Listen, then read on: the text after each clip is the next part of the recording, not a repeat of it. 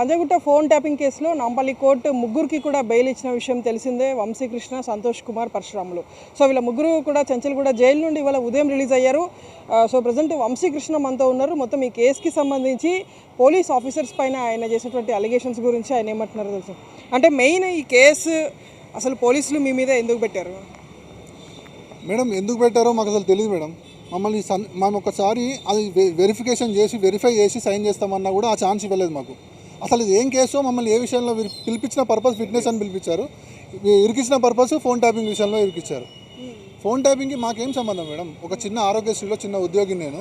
నాకు phone tapping ఆ equipment ఏంది, నా లెవెల్ ఏంది? ఫోన్ ట్యాపింగ్కి నాకు ఎక్కడైనా పొంతన ఉంటుందా మేడం? నేను ఒక ఆరోగ్యశ్రీలో ఒక జిల్లా మేనేజర్గా నేను ఒక నల్గొండ జిల్లాలో పనిచేస్తున్నాను. ఆ సార్ పేషీలో కూడా 3-4 నెలలు పనిచేశాను. అది ఆరోగ్యశ్రీ కేసెస్ గురించి ఫాలో అప్ చేయడానికి తప్ప సార్తో మాకు ఎట్లాంటి యాక్సెస్ ఉండదు. దానికి ఫోన్ ట్యాపింగ్కి నాకేం సంబంధం మేడం?